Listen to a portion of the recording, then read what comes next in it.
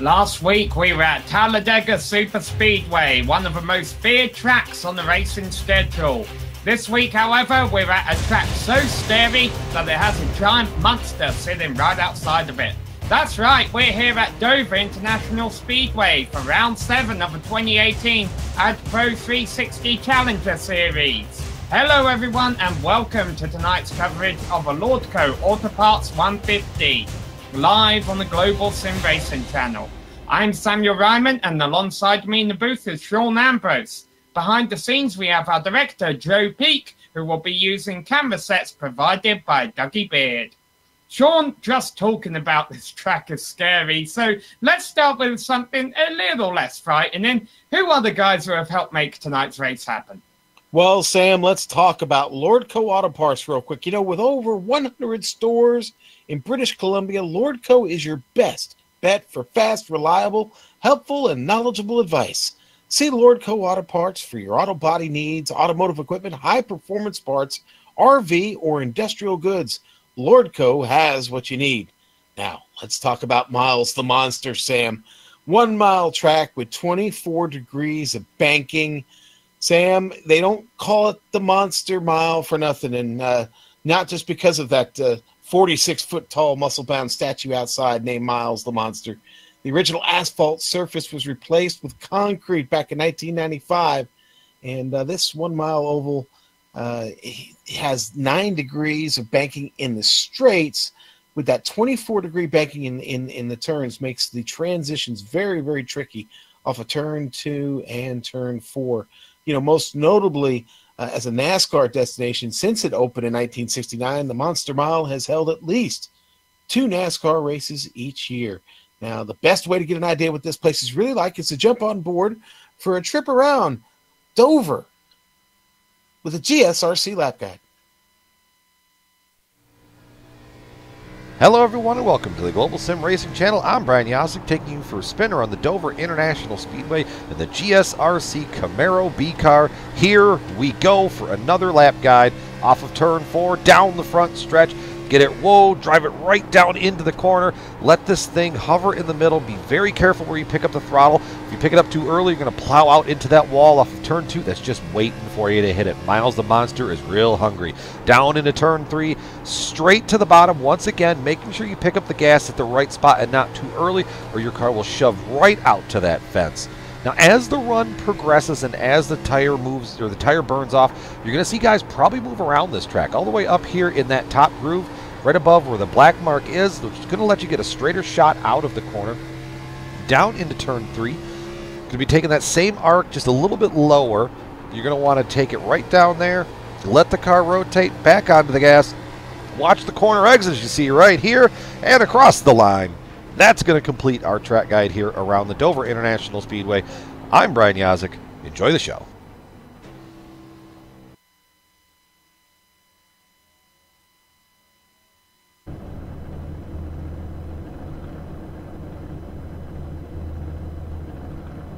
And we're back here on the Global SimRacing Channel. We just finished that lap around Dover here. Watching qualifying right now. We've got 15 cars taking their qualifying laps. We've got 22 registered tonight. William Hartman just coming in from his lap. He puts it second right now on the provisional qualifying grid here. 23.4. That's the number right now. Josh Tanner just in front of him with a 23.437. Looks like Will Davis getting up on track now. Will just pulled out, so he'll have his opening lap here to get it cranked up. 2 qualifying laps allowed. And let's see, Gerald Campbell now slowly making his way out. Or no, I'm sorry, Campbell is on the pit lane there waiting. Clewell. All right, Clewell's coming out now. There we go. Clewell in the 65. Clewell, one of the fast runners in practice. And here we go. All right, so let's see what Will Davis does here.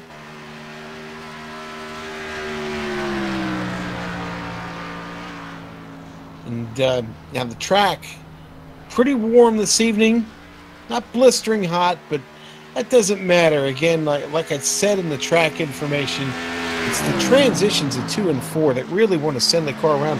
Cleveland has a really, really good opening lap, puts it in 11th. Will Davis, his opening lap there in 7th. And Davis scuffs the wall there on his second lap. So that'll end his qualifying effort and stall it out there in 7th for now. I think we have just one car left to qualify here, Sean. That's Gerald Campbell, our fastest driver in practice. He's lined up at the end of pit road, getting set to put on the last time. It looks like Clawell's done with his attempt here. Yes, he is. And good effort for Clewell as he got both of his in. It winds up 6th for him, so that's not bad. Campbell, as you said, now getting his VFW Ford on track.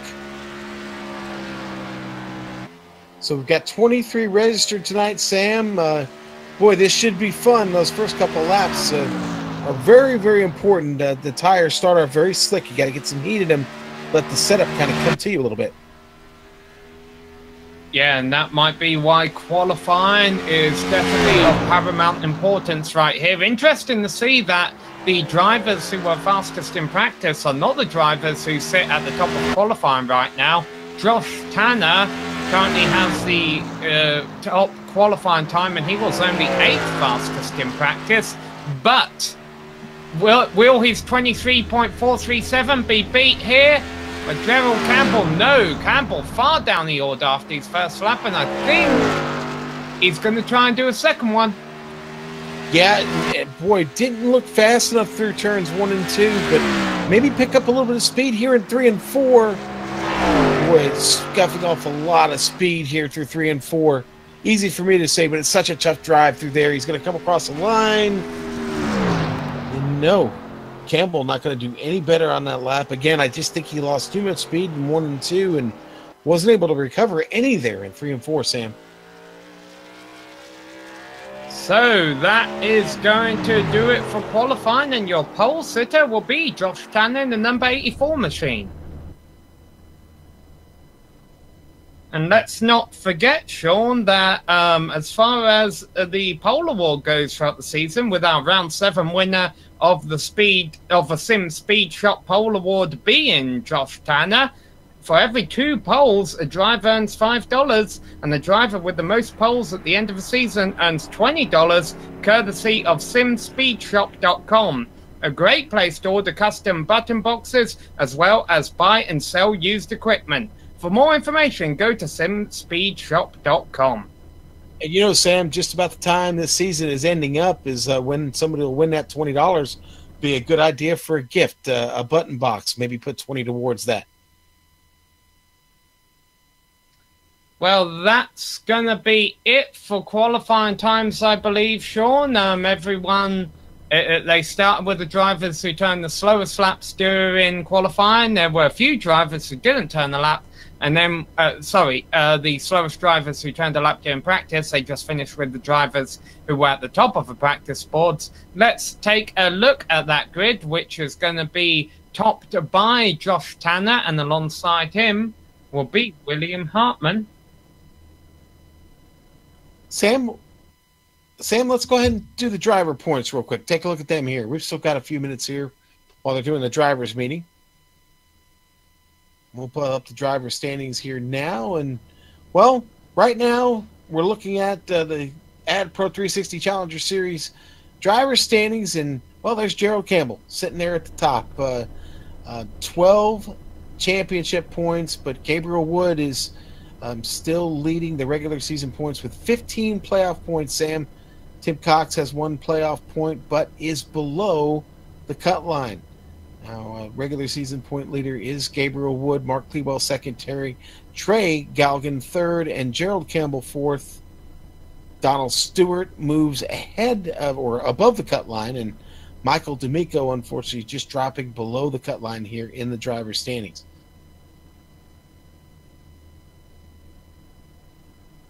Yeah, so those are the drivers who will be competing for the points. So let's have a look at where we sit in the point standings currently. As far as the season is concerned, we have completed 6 out of the 16 regular season events. We have 7 playoff races coming up towards the end of the season.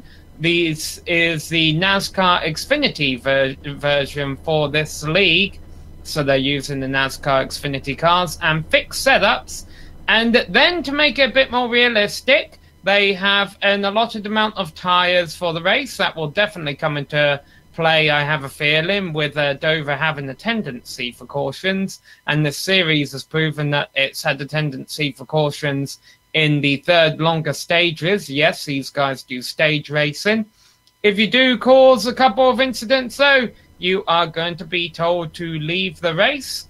And yes, this series not only does stages, but also does green-white checkers. And we'll explain how that process works to you a bit if we do get a caution within about 5 laps left to go. Sam, the weather today, I talked about it earlier, it is clear outside, 76 degrees. It is 103 degrees on track. And while these tires, they're not bulletproof, in my experience so far today and driving around this track, especially in that temperature condition, you're probably going to want tires soon. And when I say soon, how soon? Maybe 7 to 10 laps, you're already going to feel the difference in it. Was watching practice earlier, and boy, over the course of a run, 30 to 40 laps, the difference in time was almost approaching 3 seconds for some of our fastest runners out here. So look for the fall off to be significant. If we see the green flag runs that we've generally seen in the first couple stages, like we've seen in weeks previous, it certainly could get a little tricky out here. But like I got to go back to turns 2 and 4. They're going to be very, very tricky. Saw a lot of guys spinning off of those turns in practice. That's probably where we're going to see all of our trouble today.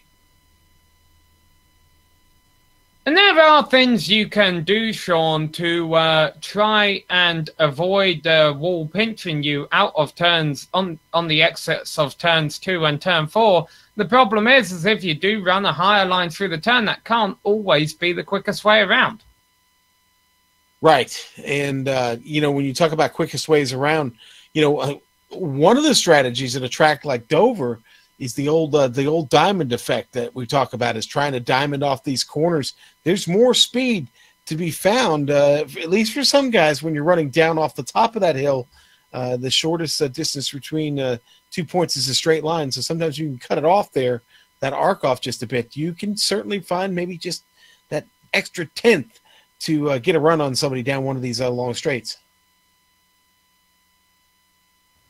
As we enter the dying moments of a qualifying session here, once again, the drivers right now having a bit of a driver briefing. We talked about that championship, Sean. Of course, though, it isn't just those 17 drivers who are accumulating points in this championship who are competing here. We also have drivers who compete over in the AdPro Cup Series and other divisions, who compete in this series, but they don't do it for points. Right, exactly. And, has that been a problem? I think for the most part it really hasn't. I think everybody gets along pretty well. But, listen, if you're locked in a championship here and you've got one of those non-points guys right, and let's say between you and the position you're chasing, boy, it does kind of put yourself in a precarious position, whether you're the one in the championship or the one that's not in the championship.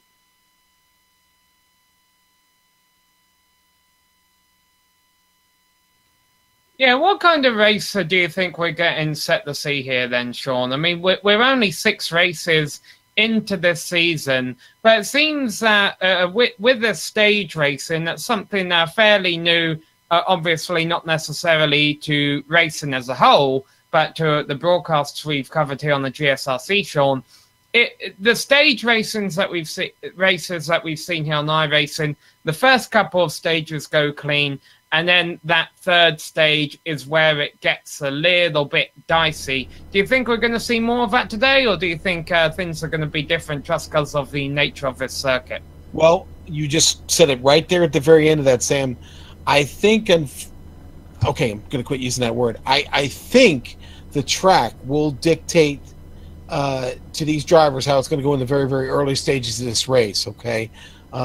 If you didn't get a chance to get a lot of practice in here coming into this event, it will most certainly bite you here in the first few laps of this race, because if you're not used to that transition off the turns, if you've not practiced a little bit of throttle control, you're probably going to be in trouble tonight. So look for the herd to thin out early in this race, which means maybe there for that final stage, we actually see a long green flag to the run, a long green flag to the finish of the race. And adding on to the point we were making just a while ago about drivers from outside of the AdPro 360 Challenger Series taking away those race wins, taking away those bonus points from regular competitors in this race. Our last two race winners at Texas were Eric Stanford, and at Talladega were Richard L. Reagan Jr., two drivers who are not racing for points in this series, but got those wins, and kudos to them. Who will get the win today? Well, we're about to find out, because the field is about to get gridded up. Let's take a look at that starting order. We already called out the front row of the grid there. You see them again, Josh Tanner and William Hartman. Trey Galgon will be starting in third place ahead of Ken Richardson. John Theodore will be starting from fifth ahead of Mark Clewell. And then Jeff Martin and Will Davis will be on row 4.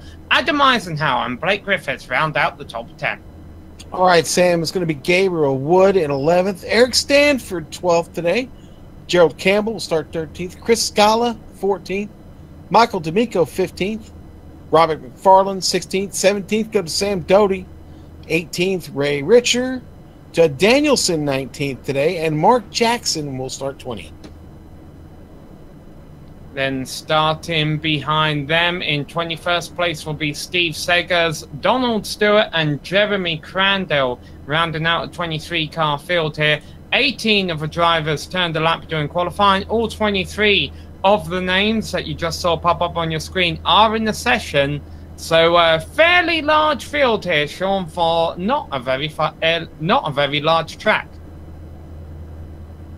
Yeah, well, therein could lie part of the problem in the opening laps that I was referring to a moment ago. They'll get bunched up quick, and if just one car slips up on that start, Sam, it could be big trouble for anybody behind them.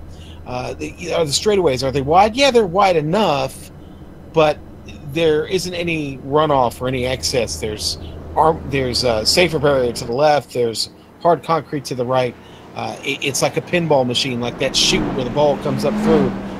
It doesn't widen out until it gets out of the chute, and that could be a problem when the green flag drops. So Josh Tanner, one of the cleanest drivers statistically this season. He has only been involved.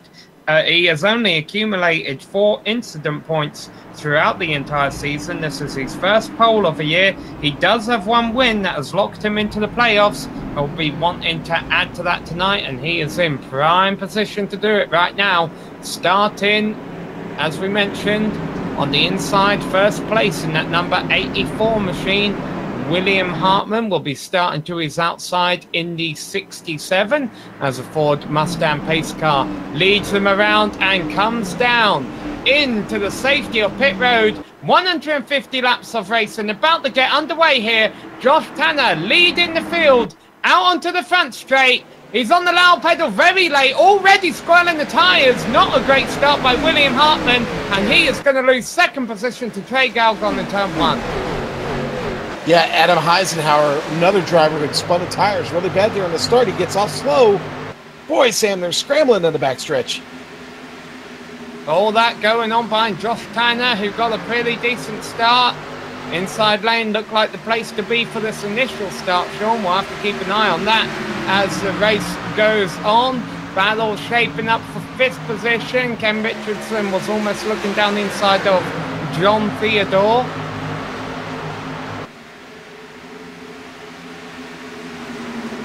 Gabriel Wood off to a sound start here.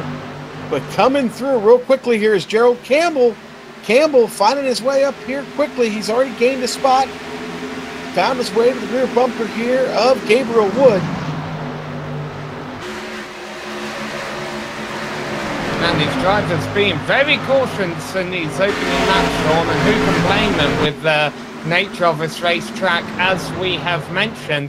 The problem is the drivers at the back of the pack won't want to be too cautious. They're already 8 seconds behind on just lap 4. This opening stage of the race is 40 laps long. That's enough time to go a lap down.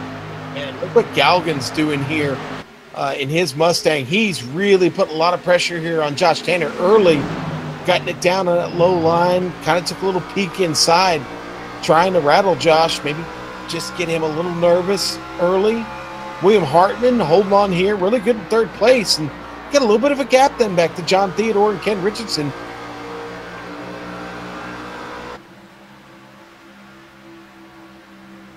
Galgan is not letting Tanner run away with that lead. In fact, he's going to look underneath him here. Tanner up the track, but he's able to, as you mentioned, Sean, kind of diamond the exit, get a better run on down the front straight and hold on to the lead for now. The problem Tanner and Galgan have is them two running nose to tail has allowed William Hartman to run them both down. Yeah, Sam, and let me go real back here real quick. But here goes Galgan. Is Tanner gonna give it up? It doesn't look like it's... Here Galgan leads the lap. And actually Tanner may be in jeopardy of losing second position. Yeah, excuse me. Mr. Hartman, here he comes. Oh, got on the wall pretty hard there. Well, yeah, that's going to hurt. And he allows the second pack to run Tanner down.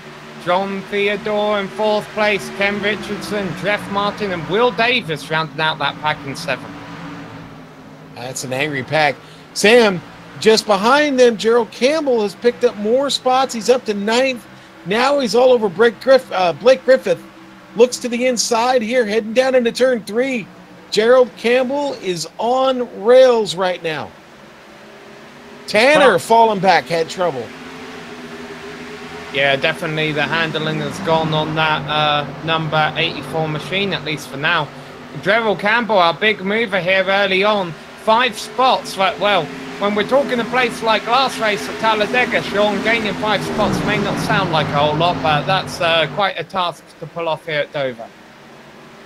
Well, getting through the traffic is going to be very, very tough here today. It's not easy to make a pass unless you really just outrun somebody. And again, you've got to be careful on the throttle off the exit. So you've got to set those runs up and pick them off surgically. And Campbell seemed to be doing that better than most right now as we ride on board with him.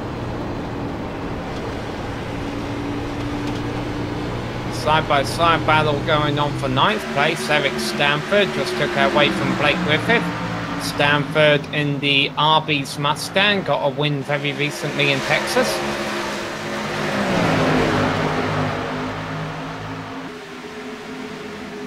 Sam, Ken Richardson looking to make a move on Theodore here. They've gotten side by side. This is for the podium. Third place, Theodore on the high side in the 27. Richardson in the 16 wants it. Who's struggling more with tires here, Sean? Yeah, I've got to say Theodore is probably struggling a little bit more there on the top side. There just isn't near as much grip up there. It's really hard to hold on. And sure enough, he yields that position. And each time we see a pass like that up front, it's bunching the cars up behind them.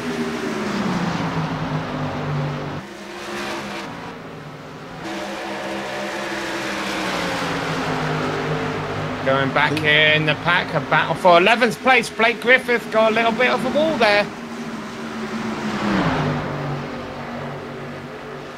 Yeah, and it's the battling with Cleewell. That's him and Cleewell are maybe not playing the nicest right now. In fact, Griffith going to look to the inside, tries to cross Cleewell over down the backstretch. I'm sorry, down the front stretch that was. But Griffith not having any of it. He says, Gabe, stay right where you're at. I've got this. You follow me. I should imagine, Sean, they don't want to get too carried away with doing that when it's only lap 15 of 150. This is really one of those circuits where you want to race the track more so than the other competition. Yeah, true. You definitely want to take care of it. It's all about car management, Sam. And that's so important here because you can't play friendly with these walls for too long. It won't work out for you. Sam, Hornet's Nest up here, just behind John Theodore. Jeff Martin under attack from Will Davis. Will Davis, here comes Josh Tanner trying to recover. Yeah, we've seen this a lot before on iRacing. You know, when you get in the wall, it upsets you for a couple of laps. You've got to feel out your car, make sure it can still go in the turns how you want it to. Looks like Tanner's found out what this car is capable of doing, and he's driving it back to the front. Very tight race in there with Will Davis. He pulls it off. That's about as tight as you want to see it. Now Will Davis is side by side with Gerald Campbell.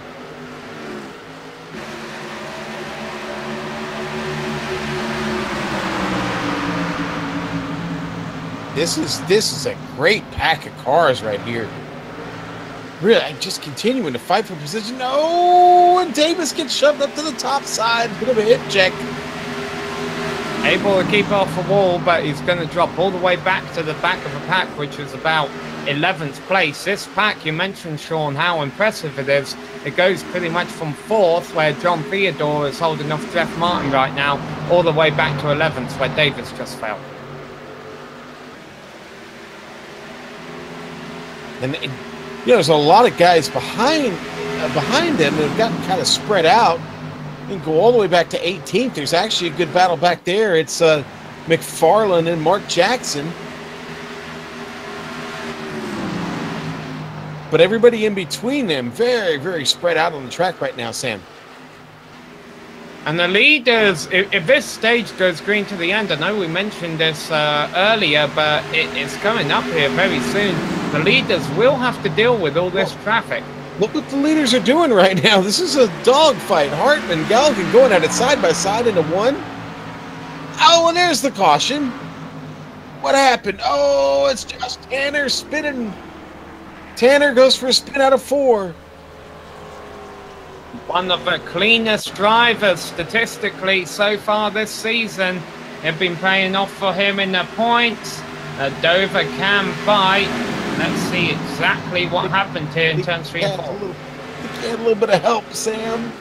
Gerald Campbell going to get a run down on the inside, and they can't keep it down there.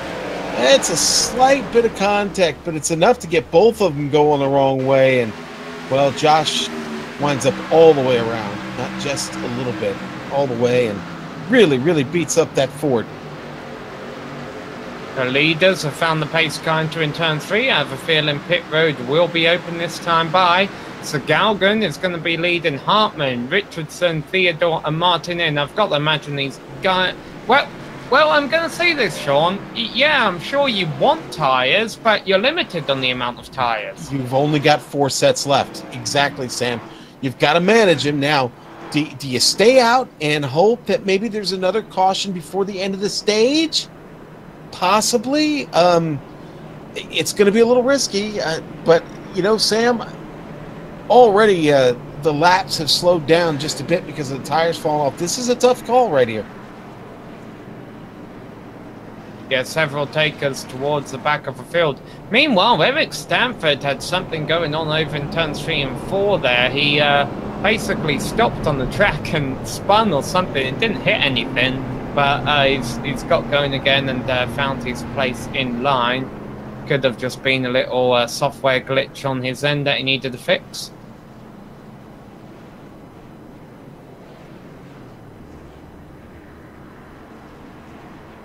Josh Tanner, I'm sure, will be spending some extra time in the pits to get that 84 machine repaired. The unfortunate thing about short tracks like this, Sean, you really don't get a whole lot of time to work on your car. Not a lot. No, you don't. 1 mile track to get around, even under pace speed, which I believe is 45 miles an hour. They get around here pretty quick. You know, we talked about the stages. Let's look at the race analysis real quick. We've got 150 laps tonight, Sam. 40 laps to the end of stage 1. Again, that's why maybe staying out on the track right now a wise decision. 40 laps in stage 2, and then of course the final stage will be 70 laps. Fuel run, we've got it about 50 to 55 laps. It's only 80% in the tank, but realistically they can probably do closer to 45 to 50. We'll see. I don't think anybody's going to need or want to take it that far. The lights are out on the pace car, Sam. Here we go, buddy. Yeah, it's a nice thing. It's a nice thing for us about cautions on iRacing is at shorter tracks they're over quicker. Not, of course, a nice thing for people like Josh Tanner, who I'm sure would appreciate a couple more minutes to get the fenders pulled out on his number 84 machine. All 23 cars in the race who started the race are still in the race, are still on the lead lap, I believe. I will give you an update if that's incorrect. And because none of the leaders came into the pit, it's going to be Galgan leading Hartman, Richardson, and Theodore back on the restart. The second half of the field, though, Sean, that could be a bit dicey, trying to see what them come up through the field on those newer tires. Yes, sir. Got a lot of good runners back there. Jeremy Crandall, one of them. Blake Griffith. We'll see. Chris Scala came in. He took tires as well. And Gerald Campbell opted to go to the back, taking blame for the first caution. Hopefully, our second caution will come in about 15 laps' time at the end of the stage. It's a clean restart up front. Richardson taking second place from Hartman. Hartman wants it back. Number 67 trying to use the low lines through turns 3 and 4 as the tyres get up to temperature after running under the yellow for a few laps around. Richardson on the 16 gets turned, drifting, saves it, no! Up into the wall, comes back down, smashes into the side of a 65, and it's going to get ugly in the back half of the field. Sam, it certainly is. That they picked up a lot of cars there. Wow. A lot of light incidents, though, Sean. I know it looks ugly. We're going to get plenty of replays here. A lot of drivers with torn up fenders. But I think everyone is still in the race, although I'm not sure about Drad Danielson. The number 17 took quite a beating. Trying to get a bead on where this might have started. Just started at about a second.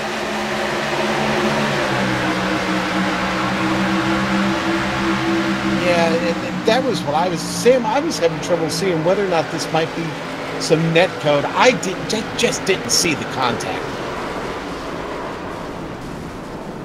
That is a shame. We had just gotten restarted, and honestly, it wasn't a bad restart at all. You know, those cars just get jammed up in between. Let's go on board Crandall and see if maybe there's a better shot with him. Yeah, you're not going to see the cause of the incident here, but you're going to see how difficult it was for these drivers at the back to find a way through.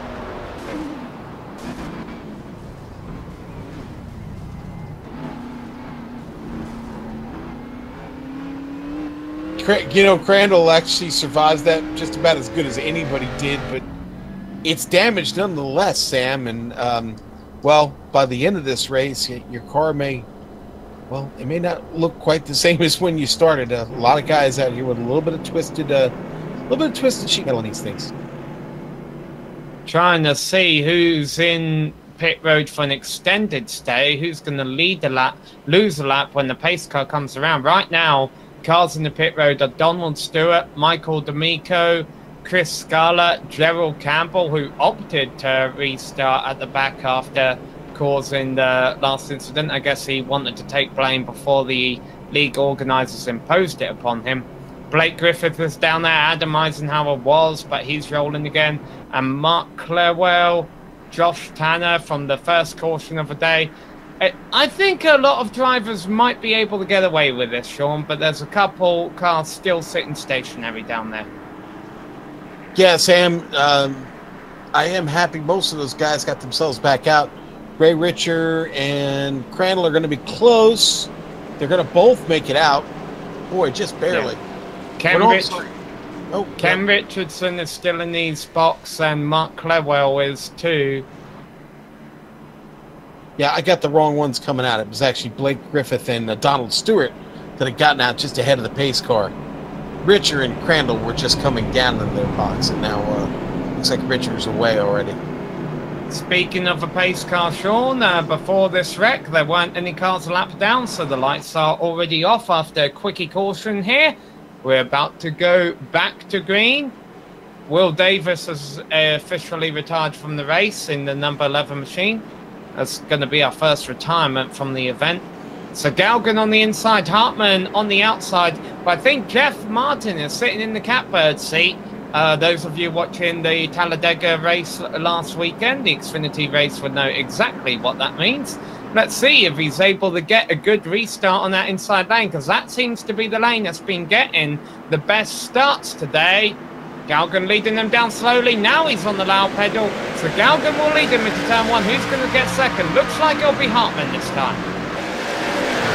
Yeah, Galgan got a really nice break on the start there. Several drivers still trying to kind of get in line here and run.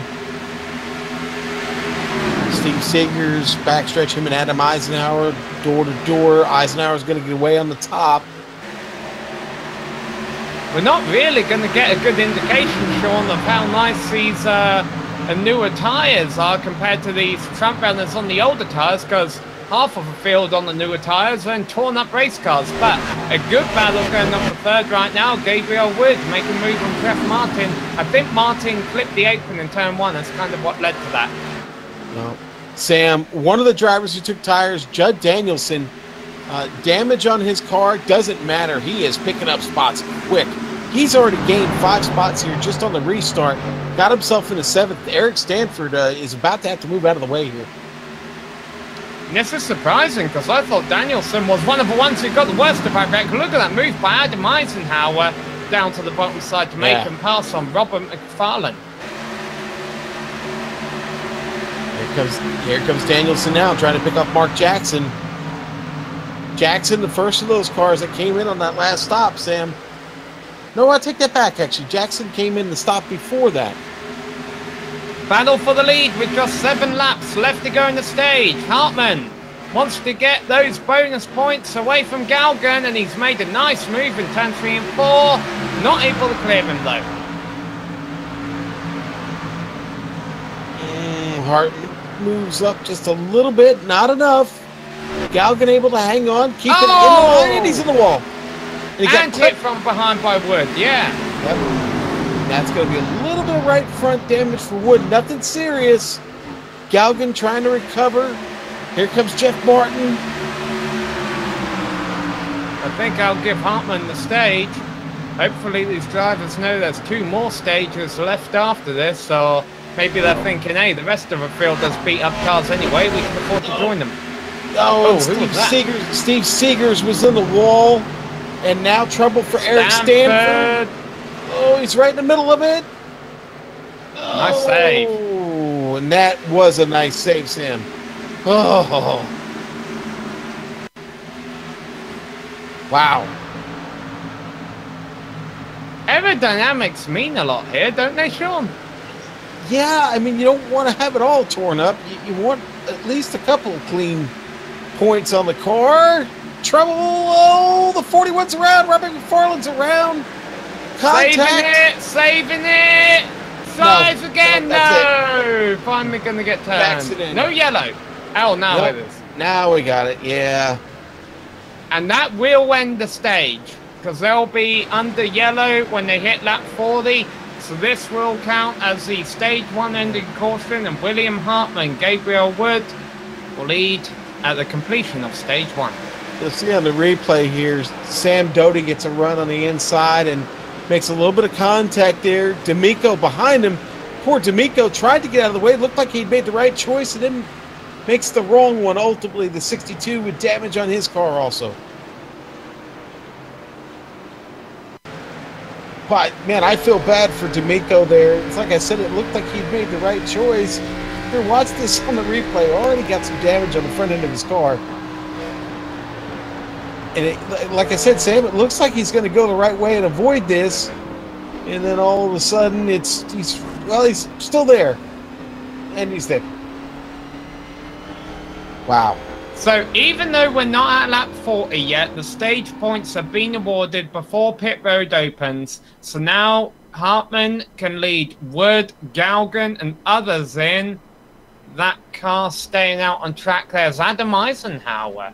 Maybe he's just going to lead the lap and then pit next time by. Well, we're waiting for the call from race control, but I would imagine this is going to end the stage here, Sam. Yeah, I'm pretty sure the caution ended the stage, Sean. They award the top 10 based on... Galgan will certainly be hoping that's what happened because he overshot his pit stall, I think, a little bit. Who's going to win the race off of pit road here? Looks like it's going to be Hartman. See how much just overshooting his pit stall costed Galgan there. Wood and Martin get out ahead of him. Great pit stop by William Hart.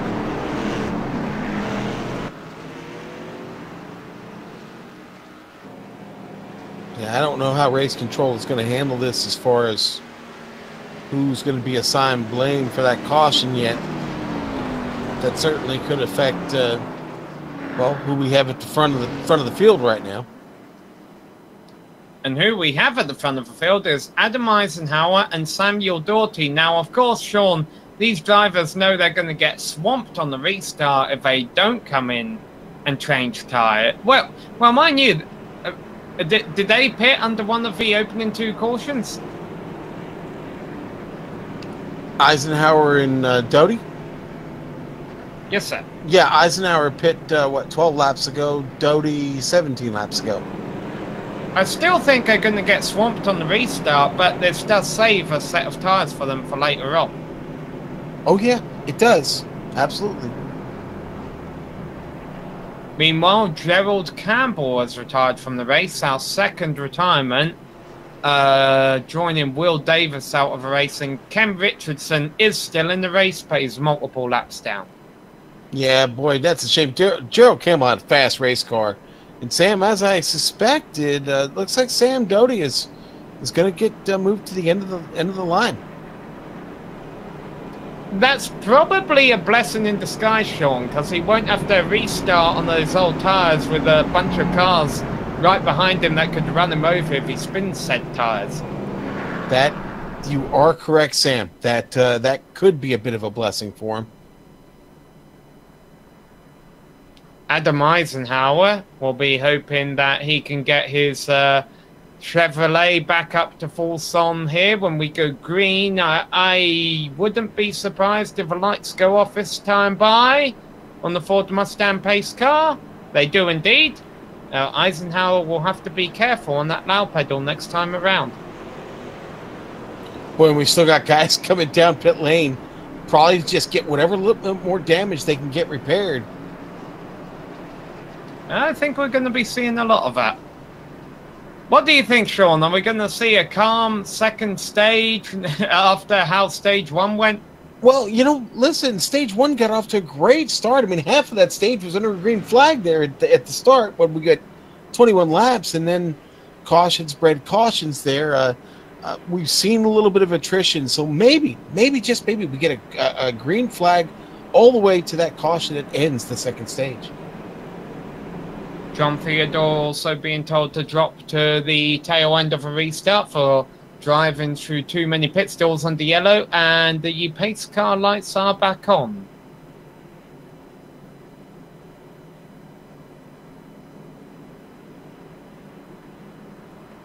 Normally that's an indication the car stopped under the yellow flag trying to yield the position.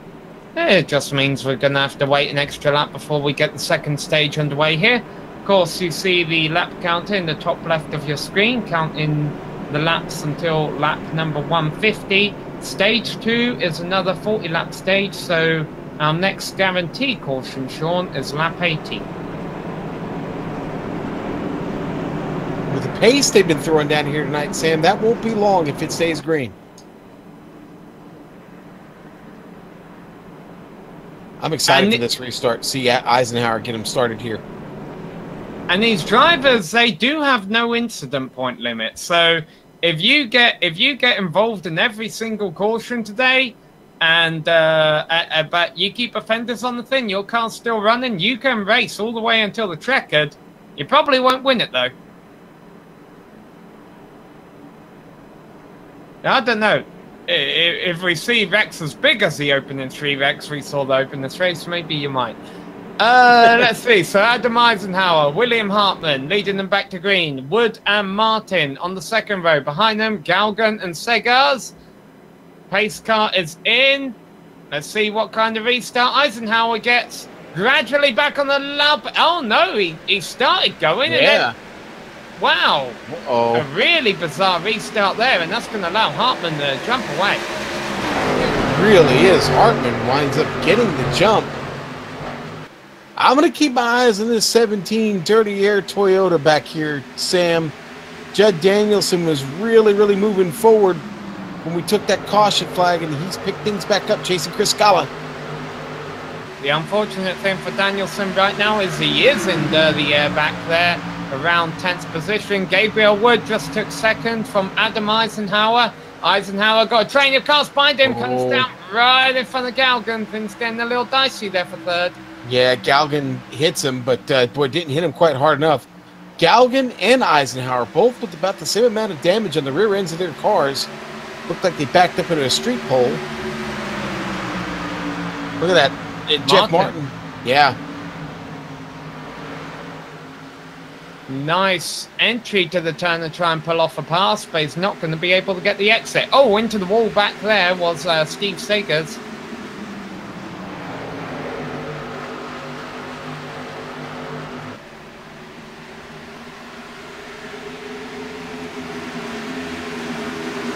Yeah, and as Hartman leads them around second place, Gabriel Wood, and then things getting really dicey back from third on back here amongst some great drivers here on iRacing. Of course, over in the real world, we lost a great driver very recently, James Hilton. Unfortunately, lost his life in a car incident over the past week. And so, as we approach lap number 48 here, for James Hilton, as well as everyone in the league who has lost a family member recently, we're going to do a lap of silence here at the Dover International Speedway.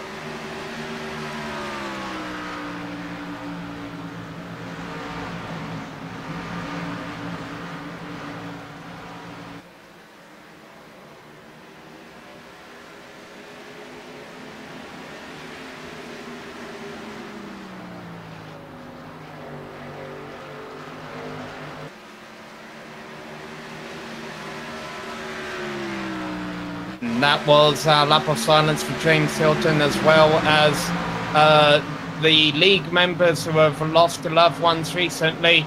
I'll tell you what, though, Sean, speaking of losing, Adam Eisenhower last lap lost a lot of positions. Boy, and almost lost the car, Sam. Did a great job of saving it, but he is off pace bad right now. John Theodore going to be the next guy to try and take a position away from him. He's down on the inside. Eisenhower really dealing with an evil car right now. Continues to back up through the field. He just got to hang on here at this point. Hang on. Sean, I know you've been around the racing world a while. Do you have any memories of James Hilton's racing days? Him racing here not too long ago, in his 80s, making official starts and races still. I mean, yeah, I never actually got to meet him in person, but certainly well aware of his career. And unfortunately, his son Tweety was lost in that accident as well. And I believe it was one of his mechanics or personal drivers that was driving the vehicle, who still is, I think, in critical condition because of that. But certainly hit the racing community very, very hard, and he will be missed. Meanwhile, a new driver back on track right now, Ken Richardson. He's 21 laps down after sustaining substantial damage early on, but with Gerald Campbell being out of a race, only 9 laps ahead of him. Richardson going out there to gain some points. Although, granted, Richardson, not one of the Xfinity drivers, maybe just wants to log some laps here. Boy, Sam, that looks like that's actually causing a problem there. Yeah, this battle for third place. Yeah, race control's already come on and said that they're going to have to do something.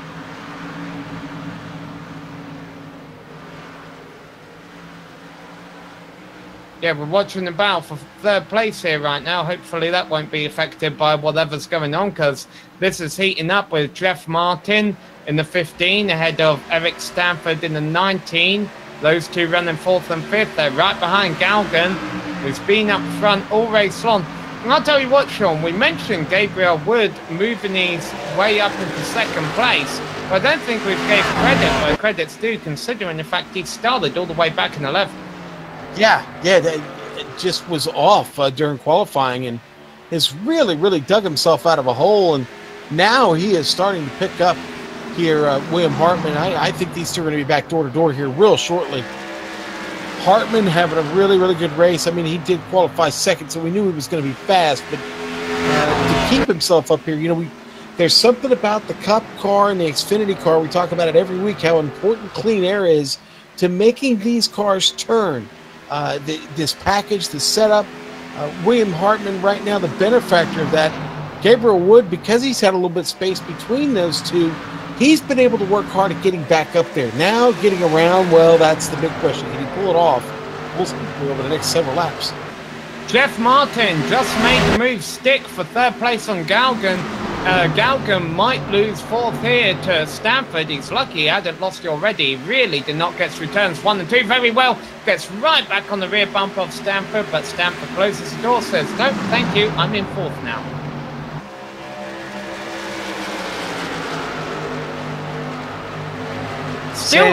Still seeing the same kind of aggressive driving in this stage, Sean, that we saw in the first stage. That the drivers have just been a bit luckier this time. Yeah. I mean, look at this pack. I mean, it's very tight. Galgan really got closer to Stanford. It almost looked at contact. Was able to keep it away from him. And let's throw some love to the quiet man here, Chris Scala, sitting there in sixth by himself right now. He's actually been able to keep this angry horde behind him off. Judd Danielson leads it. Theodore just picking up that spot from Crandall. Not complete yet. They're side by side coming through the turn back there. These two battling for 8th. Mark Jackson, who started back in 20th. He's just sitting behind them in 10th place right now. As a matter of fact, Crandall's doing all this from 23rd on the grid. You know, from a competition standpoint, this is the type of race I like to drive in, right? You pick your pack, find a pack, and race with them. Go out there and have some fun and, you know, pick up a couple positions, maybe drop one here and there, but fight back to get another one. Even the battle still going on for the lead between Hartman and Wood. Wood has ran the 67, our race leader, down over the last couple of laps. He's got 19 laps to find a way around him before the end of the stage. Yeah, and Sam, boy, this stays green much longer. I think they may catch the back of this field at present rate of speed. They're traveling for the room. Yeah, and Hartman's going to give it to him. Yeah, or maybe he's setting up a crossover, but I think he's just gave it to him. I think so, Sam. Oh, Wood got very loose on the XF4 though there. He had a, let's call it Code Brown there. This car is so unpredictable. So is the Cup car. You just, every time you come off exit of 2 or 4, you just don't quite know how that car is going to react. Well, it's Sasquatch rated 4x4 as a sponsor on Wood's hood there. I have a feeling you might need to be on the 4x4 there to be able to save slides like that.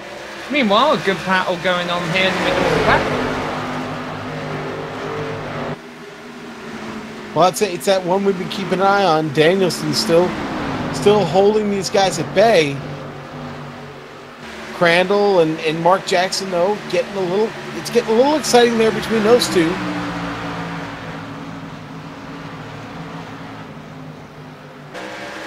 Eisenhower seems to have kind of gotten things back together. He is here in 11th, just behind them. Eisenhower, one of our AdPro 360 Challenger Series points contenders, who's locked his way into a chase. He did that into the playoffs. He did that at the very opening race of the season at Daytona.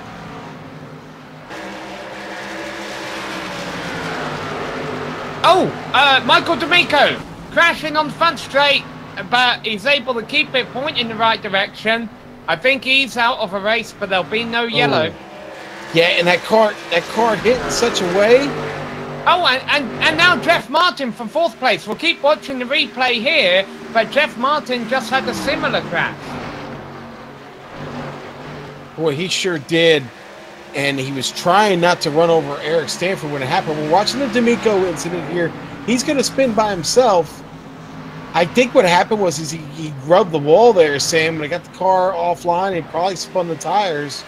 That took him into the inside safer barrier there. And here's the spin with Jeff Martin. That almost looks like Daytona 79 there, Sean. The two cars just body slamming each other down the straight. Yeah, he had contact. Well. That contact with Stanford did not end well for him. And that was unfortunate, considering he'd been running in 4th position. Yeah. Well, 4th is belongs to Trey Galligan now, but he's trying to get 3rd from Stanford. This is the battle for 3rd. Here comes Galligan down on the bottom. And in the back, you may see they're racing side by side for 5th place as well. Actually, let's go back there because they are side by side in turns 1 and 2. Scarlett trying to hold on to the position ahead of John Theodore.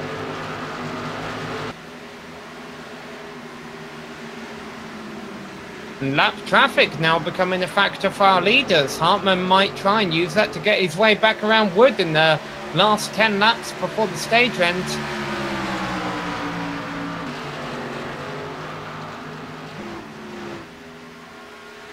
So, you mentioned about the Pax racing, Sean. We got P1 and 2 battling, P3 and 4 in the battle, and position 5 and 6 in the battle too. Yeah, and oh, they're at it again. To the inside. There goes Theodore. Nicely done. Oh, yeah. Very nicely done. Now, can Galgan or Hartman do the same before the stage comes to an end? Because I'm pretty sure, Sean, well, and the battle for the lead is on. Hartman had his whole car alongside Wood on the exit turn 4 there, just couldn't keep it in the gas, so coming out of 4.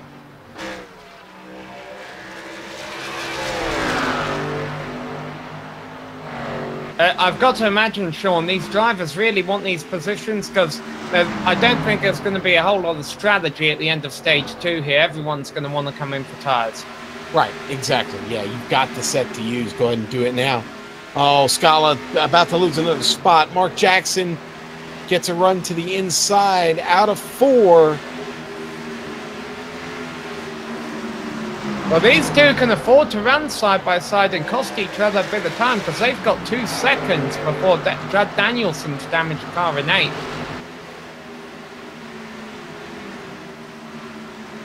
Man, I really thought Danielson was done early on. He's definitely proven me wrong. He is not done out there. And we've got a 3-way battle for 9th place. Yeah, look at this. Eisenhower. Oh, boy, he made it really tight in there. He's got Josh Tanner all over him. Yeah, it's Crandall on the high side. And what about Josh Tanner trying to rebound from that early accident? Another one of those rough-looking race cars out there right now, but driving hard. The thing is, even though there's a lot of beat-up race cars out here, Sean, doing a good job, it is the clean cars that are still competing up front. True. I don't think that's a coincidence. But how much longer will these two leaders be clean? 4 laps left to go to the end of the stage, and they're side by side.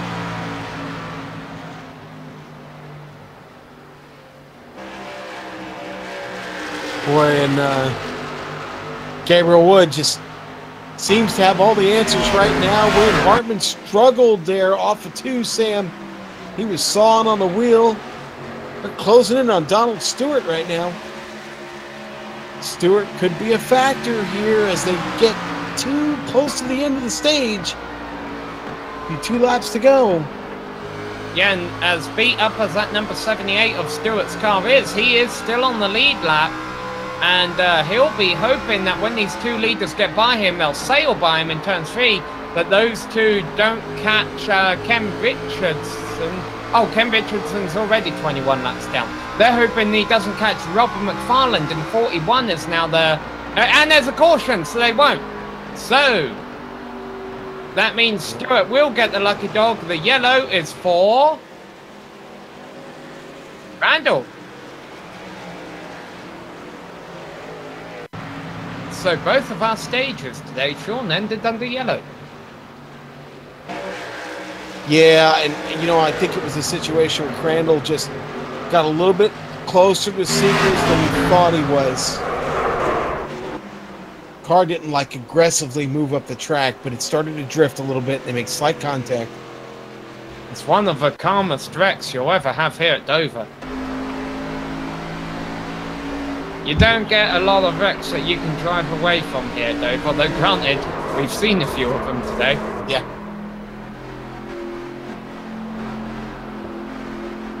Well, that's going to be another stage ender right there, Sam.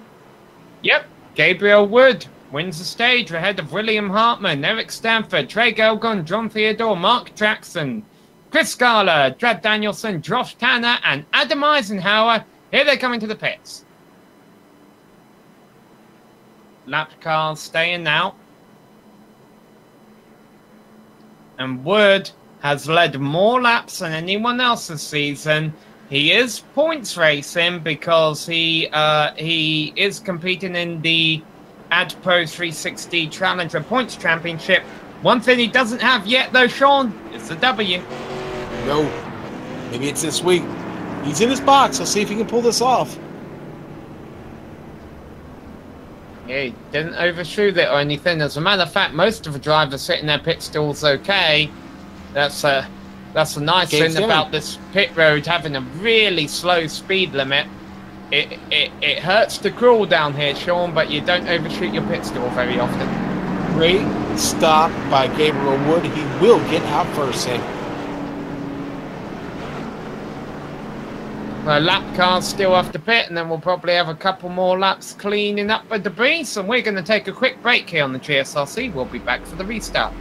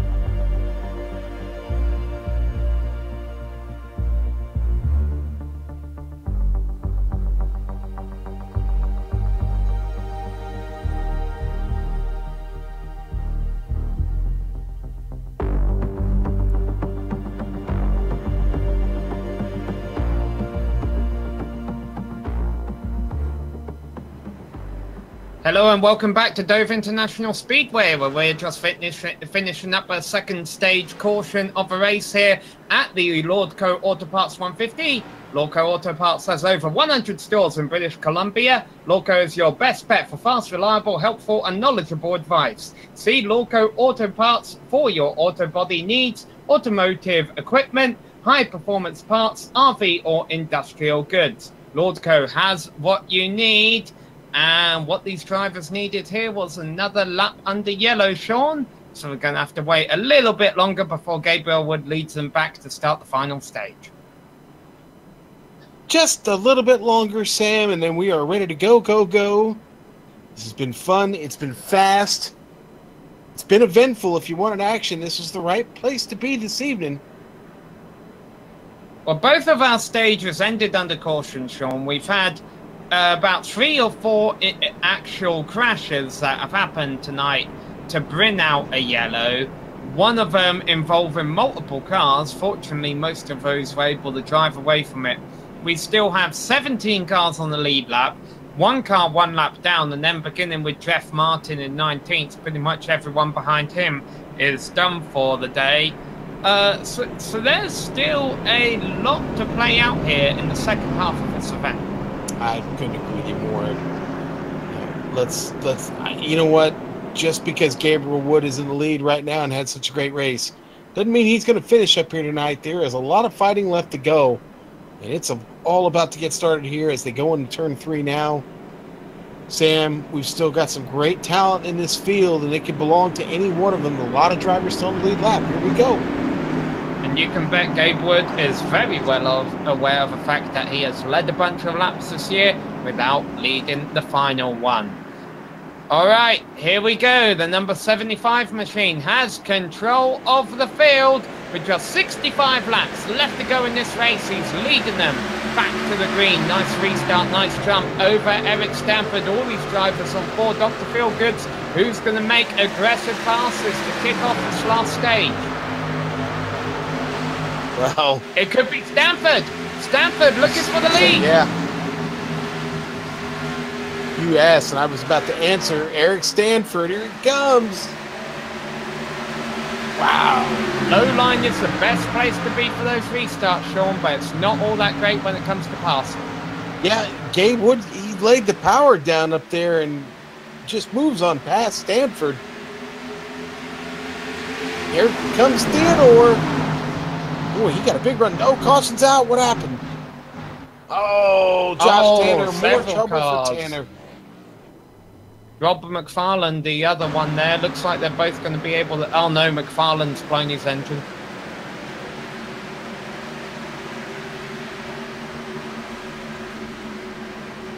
Hard impact in the inside wall will do that to him.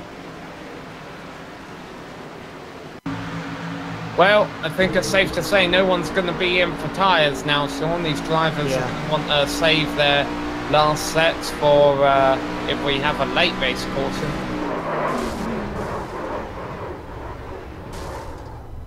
I feel bad for McFarland there. The 41 just... It seemed like he was a little bit loose off, but it gathered it up, and just wrong place at the wrong time for both of them. Tanner, again, like I said, having more trouble. It's just not been a lucky day for him at all, Sam, after starting all the way up front there. We do have some lead lap cars coming into the pits. Blake Griffith, Steve Sagers, Mark Clewell, and Donald Stewart, and Ken Richardson and Josh Tanner. Now, 1 or 2 things is going on here, Sean. Well, actually, 1 or 3 things. 1, they could just be in there to get their fenders pulled out, because I think all those cars have been involved in an incident today. 2, you don't have enough fuel if this stage were to go green all the way to the end to make it to the end. So maybe they're just topping off and gambling on it going green to the end. And thirdly, maybe, again, this would only work if it goes green to the end, but maybe they do want those new tyres now and see if they can gain a few positions in these closing stages. Maybe, Sam. I'm just looking at a couple of cars that went in. It looks like damage repair for them, clearly. But I think a couple of those cars that came in, maybe not so much. Maybe topping off and maybe even putting on some fresh tires there. I don't know, Sam. We'll see here, but you made a point before about the clean cars and the fact that they were all up front. I think we're kind of getting to that point in the stage right now, is that the cars with the least bit of damage are the ones that are going to probably remain at the front, and everybody behind them with damaged up cars are going to continue to struggle. I hope we don't get into a rash of, cautions, breeding cautions here, but these last 61 laps could be they could be very sketchy, Sam. Indeed, Dover really does have a tendency to go one of either ways, doesn't it, Sean? We either see really clean races to the end here, or, as you mentioned, and as we fear, yellows breeding yellows. Josh Tanner, meanwhile, has retired from the race.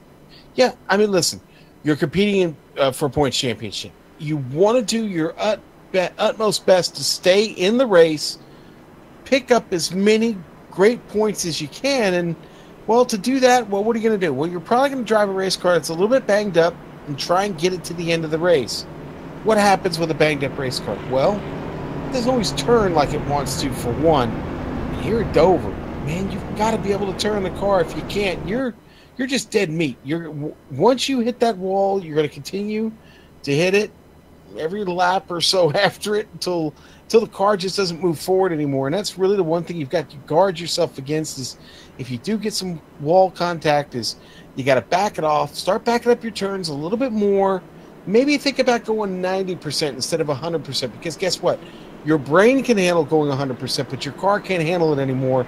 You got to watch out for that, Sam, if you want to try and make it to the end here. And here we go. The lights are off, and Gabe Wood, Eric Stanford are going to get a chance to show everybody how this field should get started today. Both of them have picked up 10 spots in the field to get where they're at now. Not too far behind them, Mark Jackson has picked up 15. He started 20th, currently running in 5th place. We've seen the lights go back on the pace car and a couple of cautions recently, so just keeping an eye, make sure that doesn't happen. Doesn't look like the leaders have any intention of doing another lap under yellow. They're already side by side as they go down the back straight under the pedestrian bridge. I tell you what, you'll never get me on that bridge. There's nothing wrong with that bridge. It's a perfectly sound bridge. Yeah, I just have images of Mark Webber at Le Mans. Yeah, I know. Or many other places for Mark Webber. Here we go. Pace car off. Gabriel Wood leading them back to green once again. A nice restart. Not a good restart by Stanford. He may risk losing second to Hartman here. I wonder if he spun the tires there. It's so easy to do on this concrete surface on these restarts.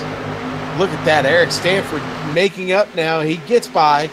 Going to drop William Hartman. Hartman's got to worry about Theodore now.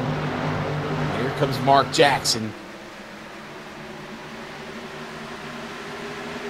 So Theodore holds off a challenge from Jackson.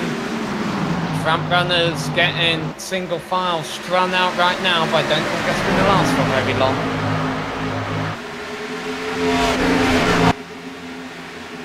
Now, what's Gabe Wood's approach to this final stage going to be? Is he going to try and save his equipment, or try and build up a gap with Stanford?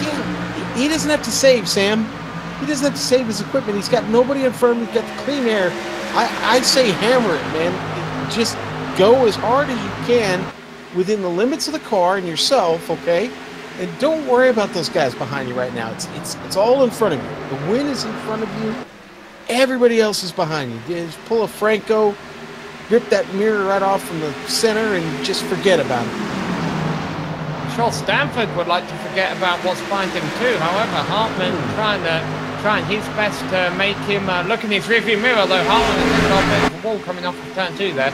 Yeah, and it all started as kind of a chain reaction, a little something he had going on with Theodore there, and it took that long for him to recover from it. That's another thing. When you start to lose grip, and I was talking with our director about this before the race, when you start to lose grip, it's so hard to get it back here. It just doesn't come back to the car. Simply lifting or hitting the brakes is not enough most times. It really isn't. Nice move by Trey Gelger and Mark Jackson move up to 6th place. Gelgun has been a podium contender, if not a top 5 contender, all race long. He was back in 6th right there. I think that's really the furthest back we've seen him today. Now trying to work his way back up to the front. You saw Eisenhower just behind them struggling with the car. It appears he's struggling anyway. Maybe he's just trying to take a different line at it, but he's got Jed Danielson putting a lot of pressure on him right now. The number 17 still in this race, still trying to get himself a top 5 here. And he has to back out of it again. Gets another run on Eisenhower, and he has to lift right there. Danielson trying not to run anybody over. Danielson started 19th, got caught in an early wreck. He's been able to get a lot of that damage repaired, and that's led to him running in 8th place here in the closing stages in the Dirty Air Machine.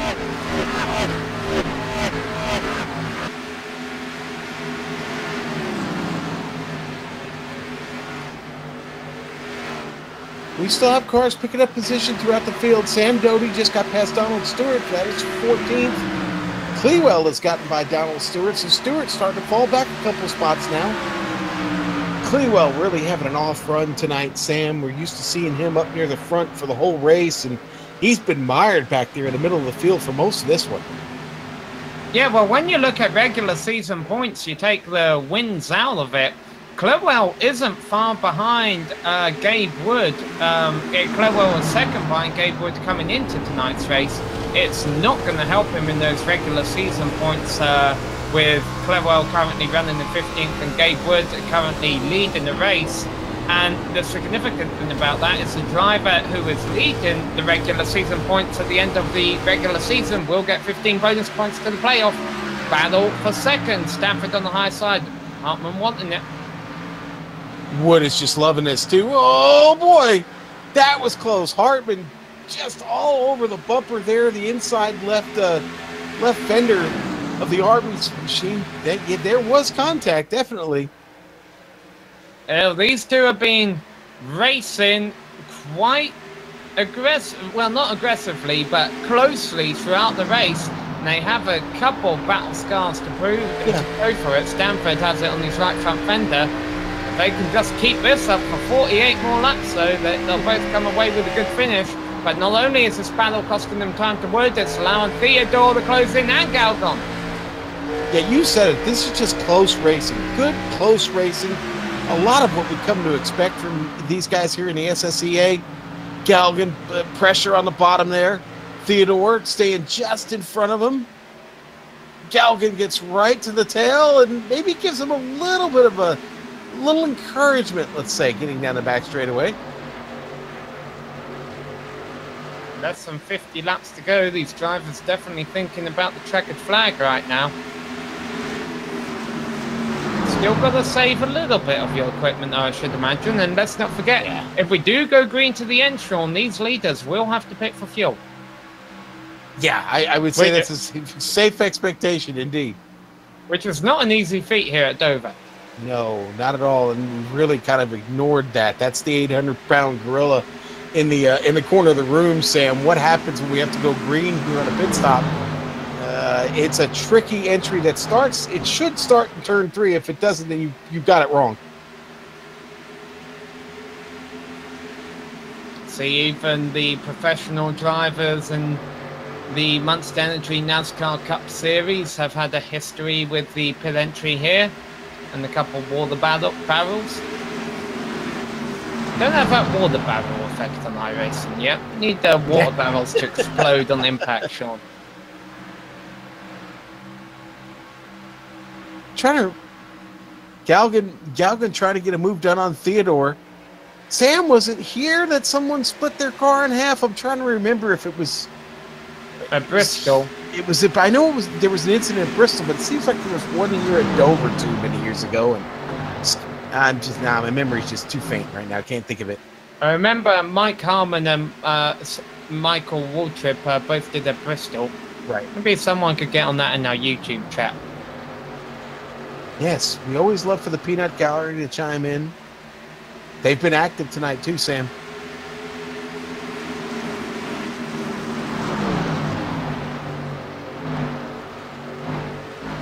Wood's still continuing good pace. Hartman, though, was almost a tenth faster that last lap. He's starting to reel him in here just a little bit at a time. Wood still got clear track in front of him here for a while. Yeah, 42 laps left to go. That time around, Hartman only a few hundredths faster. He's going to start getting in the aero wake of Wood's 75 machine.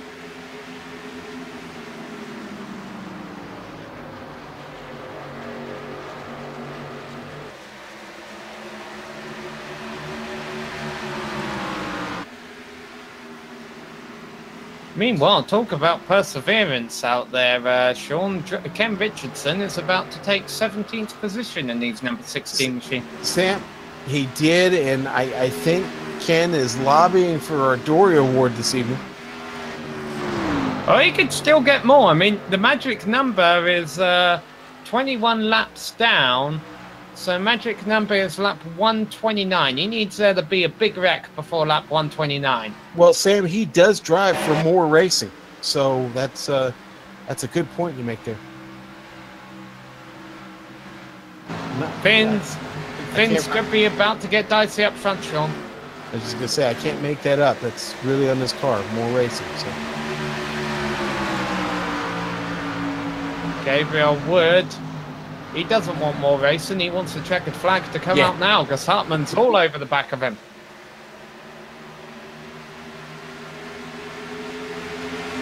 If these two start battling, it's only 6 tenths between them and the second pack, which is Stanford, Theodore, Galgan, and Jackson, all running nose to tail from 3rd to 6th. Yet nobody seems too interested in stepping out and trying to make a bold move here in that pack. It's all about following, staying in line, and keeping the car up to speed. I think what you're seeing here are some guys that are really setting up for that last splash and dash, Sam. I'm curious as to how far they push it and whether or not they'll actually take tires if this thing keeps running green. Hey, don't dare short pit around there, I should imagine. I mean, maybe if things aren't going your way, if you're someone like Samuel Doughty, that last drive on the lead lap in 16th. I might bring it in now. We're here at about 30 to go. I mean, what other shot do you have at this point? Well, you have a shot of a caution coming out very soon for the battle for 4th place with John Theodore, Trey Galgan, and Mark Jackson all over each other on the front straight. Boy, Galgan really loose off of 2 there. I think he slapped the right rear quarter there against the wall. Maybe not slapped it, maybe just scuffed it. It gets right under the bumper of Theodore. Galgan not afraid to put his car in behind somebody. Surprising, Galgan has only came away with 1 top 5 finish this season so far. It seems like we're talking about him every single race. It seems like he's done so much more, doesn't it? I know. It's funny as you say that. I'm thinking that to myself. It's like, yeah, but we talked about him every race.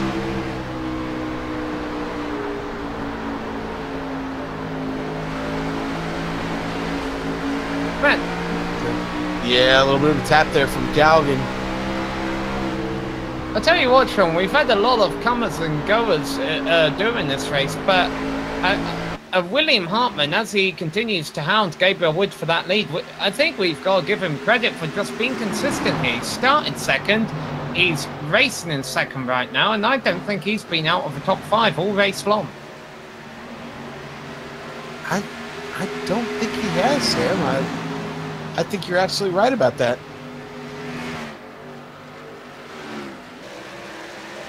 Thinking about first, still, there's a car on pit road there. That is Donald Stewart going to be our first to bite. Yeah, Stewart. I'm afraid Stewart was already a lap down though, so he's going to be out of this period, just needing to make a stop just to make it to the end. I think he did get that lap back, Sean. Did he? He did come in on the lead lap. Galgan making his move on Theodore. Nicely done once again. seen some good passes out there tonight, Sean. Yeah, we have, Sam. You're absolutely right. We have. That's a good. Oh boy.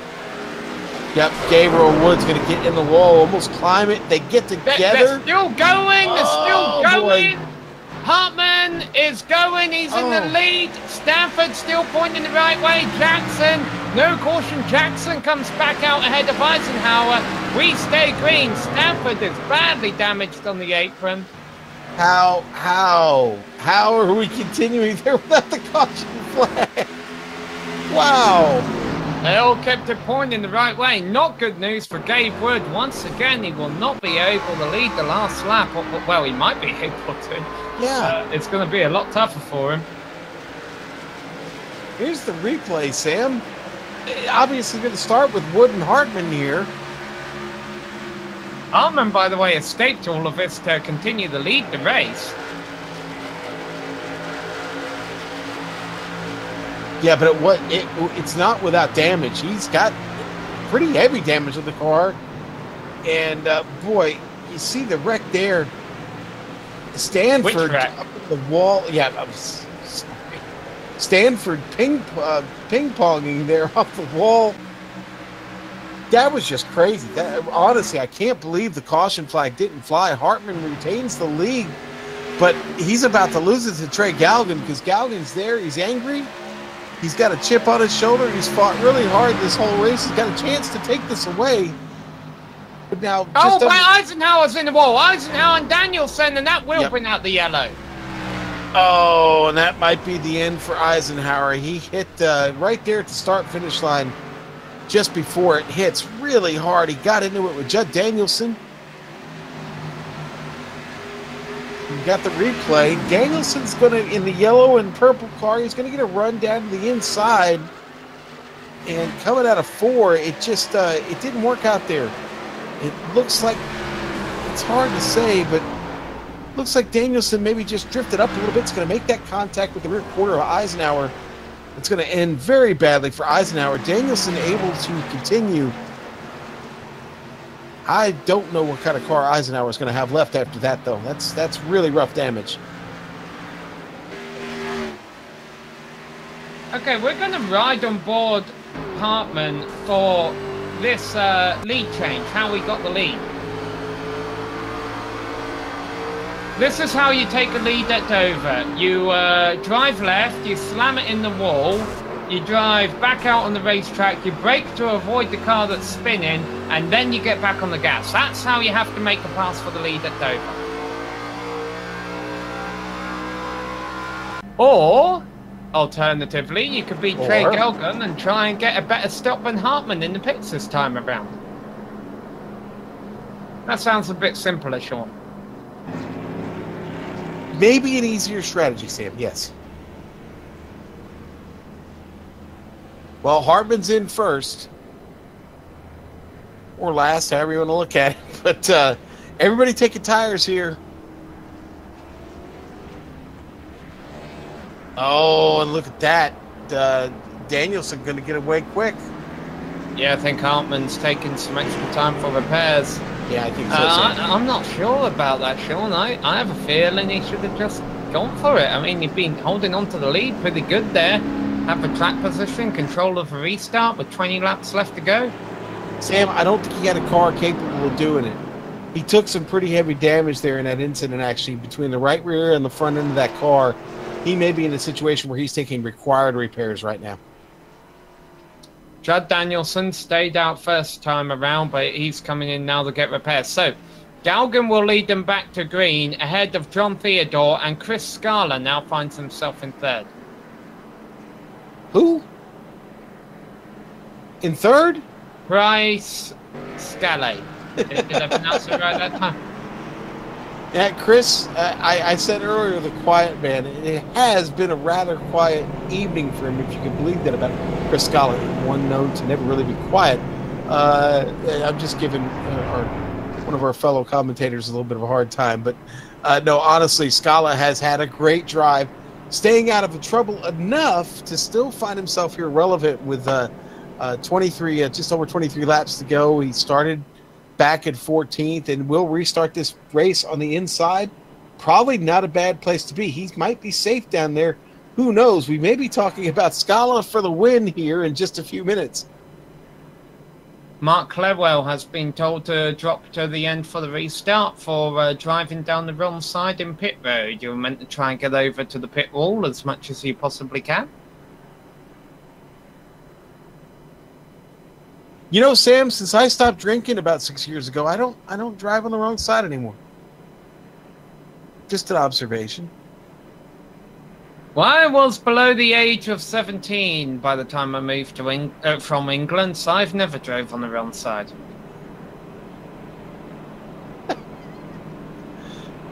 That is so valid. Alright, lights off on the pace car, so we will have 22 laps to go. Now remember, if we do get caution with, say, anywhere less than 5 laps left to go, the top 10 will compete in the green-white checkered.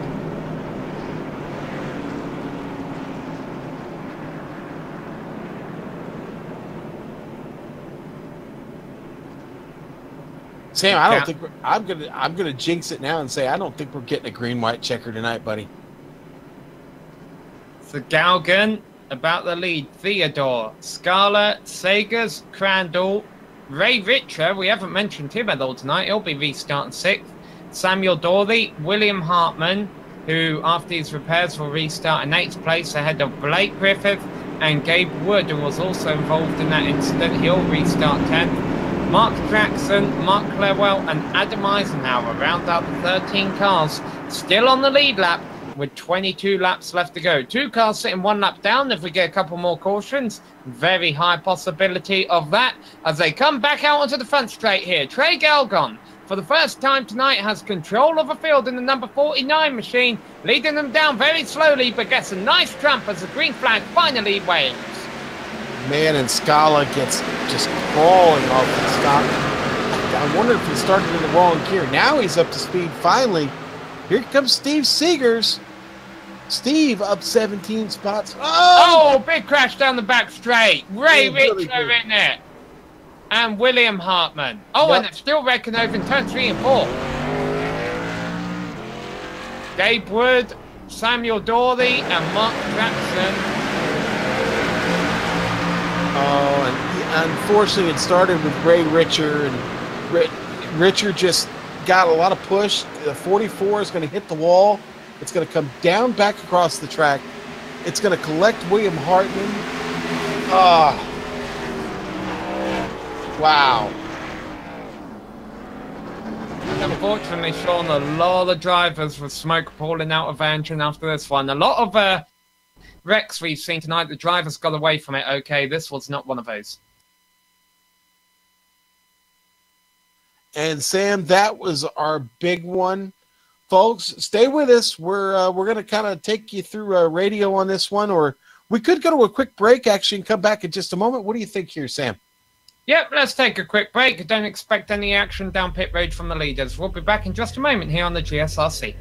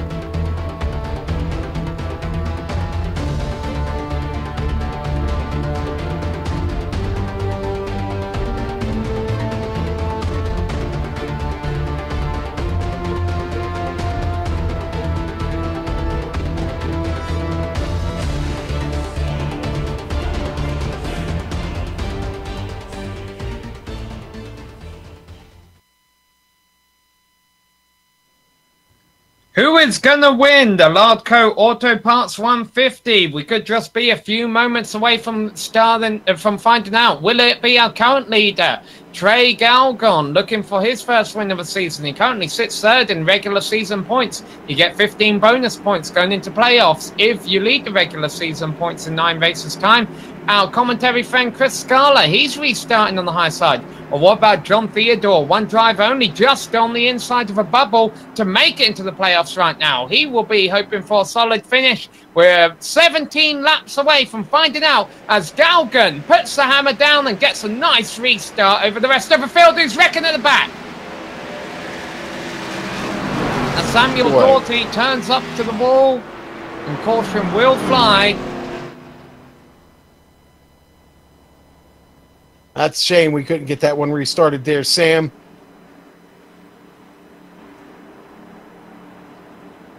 It really seems like Doughty got started slow, Sam, and race control's reviewing the replay. He just didn't get started quick there, and he gets a little bit of contact from behind. That's about the time the car started going. The tires spun, and he spun. Noses in the wall. Really no heavy damage on the car. Like I said, race control's come on and already said they're going to review that incident. One driver who will be happy to see this is Blake Griffith, who was the only car 1 lap down still. He'll get a wave around onto the lead lap.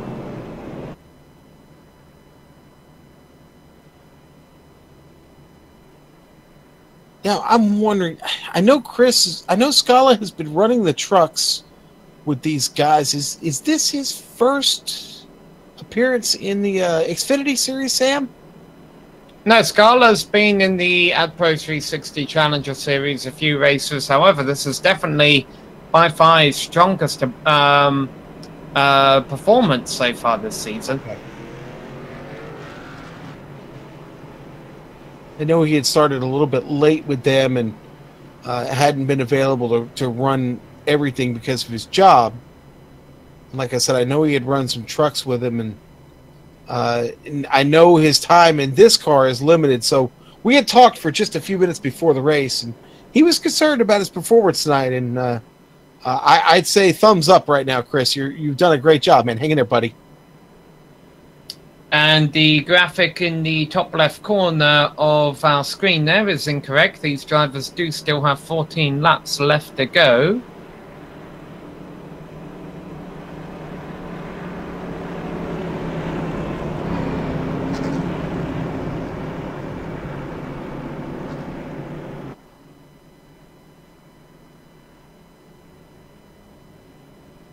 As Galgan currently leading them around. Really, Sean, you have to go back to Adam Eisenhower, I believe, running in 6th place before you get to a driver who has already picked up a win this season. Looks like one driver, at the very least, if they're one who's competing in the AdPro 360 Challenger Series, going to lock themselves into the playoffs with a win tonight. Yes, sir. Okay, now I am seeing that Donald Stewart is going to get an end of line here for failure to maintain 1 car length on the restart. So that is going to drop him back, unfortunately, and that'll put him back into 11th to restart this race. Yeah, so a bit of a technical issue there in the top corner telling you how many laps are left. I can tell you, though, that the race order that you see there is correct. We will keep you abreast on how many laps are remaining in the race. Right now it's 13 as we continue to log laps under this yellow. Pace car lights might go off this lap. I wouldn't be surprised if there's another lap. But now that P3 position that has proven so valuable on the restart, Sean, belonging to John Theodore, what kind of challenge do you think he can put up against Chris Scala when we get back going here? Okay, here's what Scala's got to do. Scala can't fall asleep on the start this time. Okay, he has got to get going with Galgan immediately. It's his only chance of gaining advantage on Theodore. It might be his only chance to get around Galgan. So really, really important for Scala to get moving on the top side just as quick as he can to gain advantage. If he falls asleep on this one, Theodore's going to get him. And then he's got to deal with Steve Seegers, who's hungrier than he is because Seeger is up 17 spots, starting outside the top 20. And, boy, a podium would sure sound good to him right now. 10 cars left on the lead lap. Miles Munster has been quite hungry today. Now Survivors currently working their way down the back straight. 12 laps left to go when we restart this race. Again, ignore the finishing sign in the top left. 12 laps left to go when we restart. Green-white checkers are a possibility. A lot of iron in Miles the Monster's diet today, Sam. Okay. I thought it was funny. Sean, isn't this normally around the time you say it's time to boogie? It's time to boogie, baby. Let's drop the disco ball and get this party started. Galgan is off to a big start. And just as we called it, nice restart by the inside line. John Theodore has second on Chris Scala going through turns 1 and 2. All right, so and Scala gets a piece of the wall there coming out of 4. Come on, Chris. Dig, baby, dig. Oh, 3 wide for 8s back in the field. They sorted out in turns 3 and 4, though. Things getting dicey here in the closing laps. Hard into the wall was Jeremy Crandall coming out of 4. Sam Doty is around again, and that's not going to bring in a caution. We can get the car moving her off the track. He's got to get it off the track or get it moving. He's still sitting there. Now he's moving very slowly. Car is smoking heavily. He needs to really just pull it off the track. He's going to bring out a caution here if he doesn't. Samuel Dawley rolls it down to the apron, trying to keep going. That car's definitely out of the race, though. And despite a bit of drivers roughing each other up on the restart there, we continue green with less than 10 laps left to go now. Actually, we'll tell you as Galgan comes out of turn 4 here, just 9 laps left to go. And you can see we have our time in the scoring back. And Donald Stewart coming up through the field quick here. Sammy's up to 6th. Stewart, one of those guys who started all the way back in 22nd. Still digging here, just outside the top 5. 3 drivers in the top 6 did not turn a time in qualifying. Steve Sagers, Jeremy Crandall and Donald Stewart have just methodically worked their way towards the front in the closing stages here. But right now, no one has anything for Trey Galgon, who has a half a second lead over John Theodore, who leads about another half second over Chris Scala, and then it's 2 seconds between Scala and Sagers. That ugly restart really spread out the top end of his field. Scala just trying to hang on this point to 3rd. Seegers has got plenty to worry about there because Crandall and Donald Stewart on the way. Crandall just got around Stewart, actually. Oh, no, I take that back. I'm sorry. Stewart's trying to pull off the move on Crandall now. He was going to catch him. As I said a few laps ago, Stewart really the big mover right now. Car is definitely beat up, but it's still fast enough. Well, what can John Theodore do with Galgan? I think he ate into his lead by about 1/10 of a second last lap around, and now there's only 5 laps left to go. I would think with as aggressive and the kind of ride that Trey Galgan has had this evening, I don't think there's any way Theodore is able to complete a clean pass around him. But let's not forget, these are also both 2 drivers who are competing for points in this series. So they're not going to want to throw away a bunch of points here. But Galgan, who, as we mentioned earlier on in the broadcast, has been a top contender all season long, but only has 1 top 5 finish to show for it, looks like he's going to get more than the top 5 here if he can just keep Theodore at bay.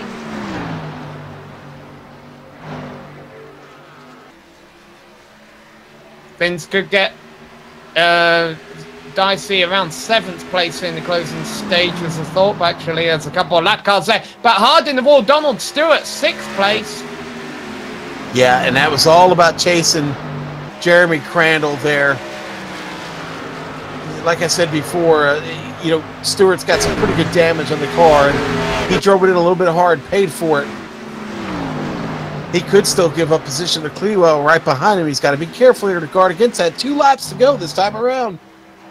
Yeah, Clewell is going to be one of those drivers trying to get points here in the closing moments. Speaking of closing moments, not much longer for Trey Galgon to go now. Just 30 seconds, really, to be exact.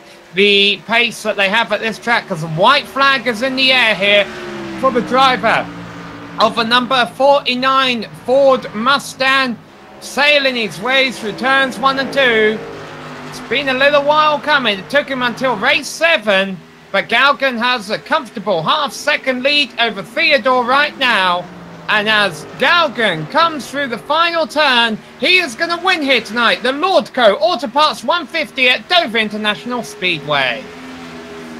Theodore going to get second. Chris Scala going to come out of turn 4 in the Bud Light Toyota with a 3rd place finish tonight on the podium. Congratulations, Chris Scala. Steve Seeger is going to roar across in 4th there. Seeger's with a great drive tonight. Man, Sam. Yeah, a lot of beat-up cars at the end here, but a lot of impressive saves and passing throughout the duration of the race as well. Well, that is the checkered flag, and as Galgon goes to celebrate, though, we hope you stick around, because coming up next, we are going to have a full race rundown, as well as drive interviews here on the Global Sim Racing Channel. Don't go away.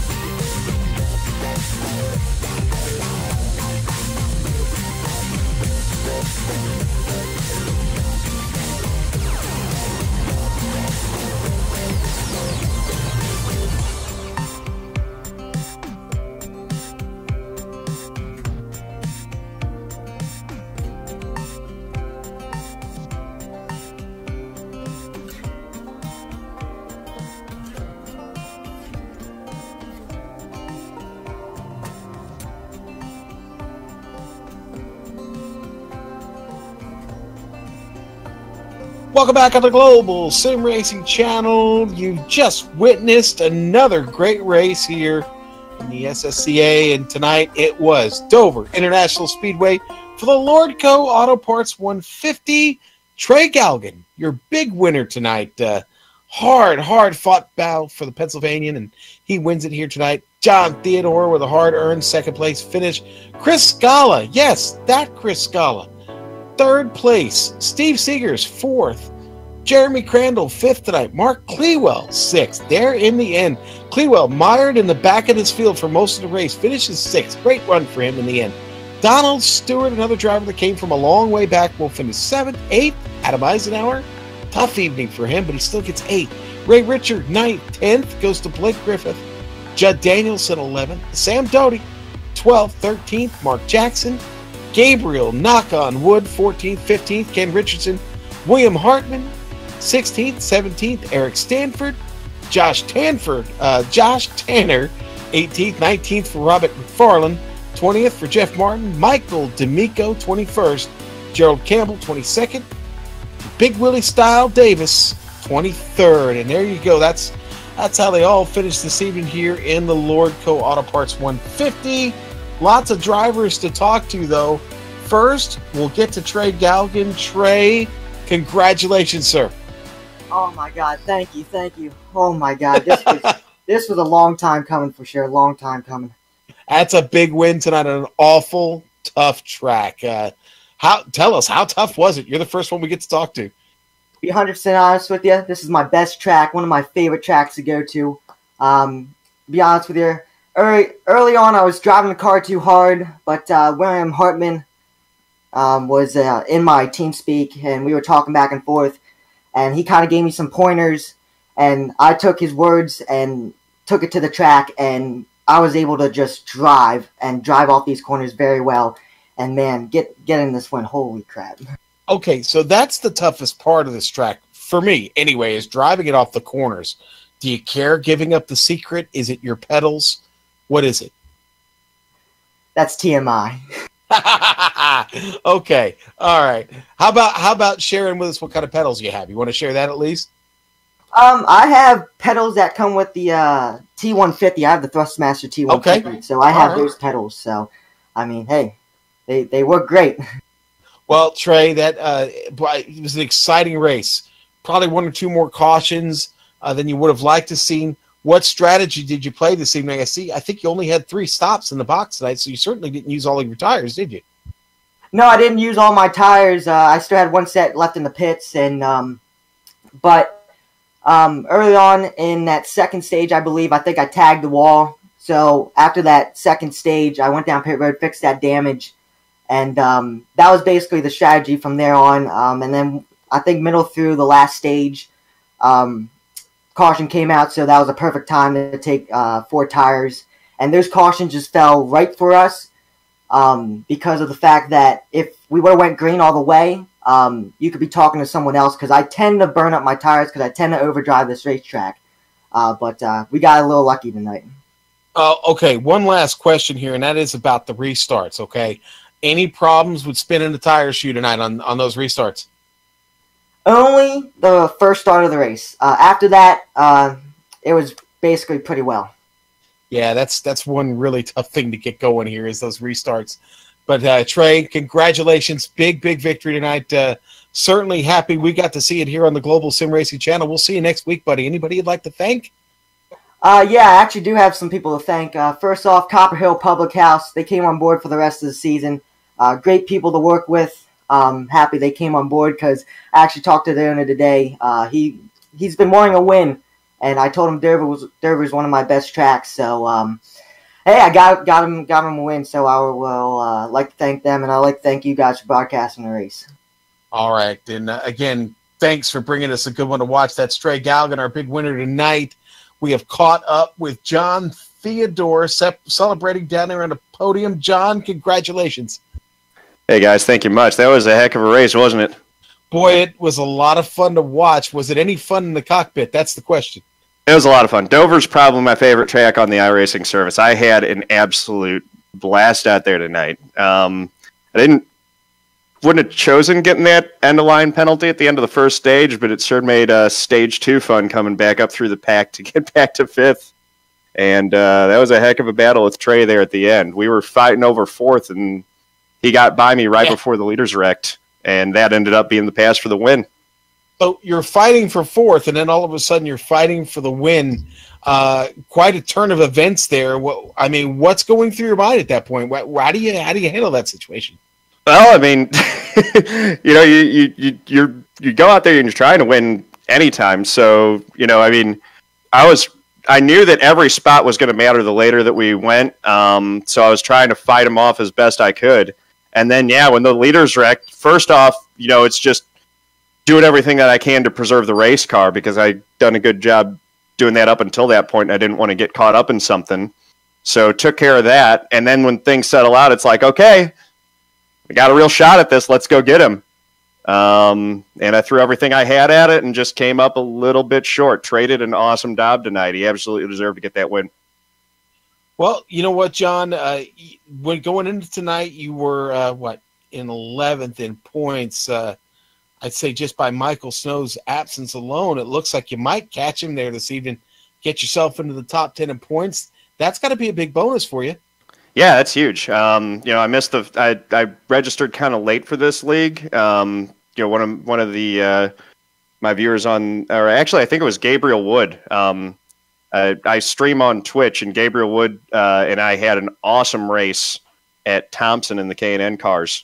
And after that, I sent him a link to the video, and he invited me to the league. Said that he'd been running this and had a lot of fun with it. So that's kind of how I got into it. So I missed the first couple races. So it's kind of been, my approach to this has been just every single race, try to maximize as many points as I can get stage points, get the bonus for the 0x, and maximize my finishes to try to get up into top 12 and top 10 so that I can get a good shot at the playoffs. So great day as far as that's concerned.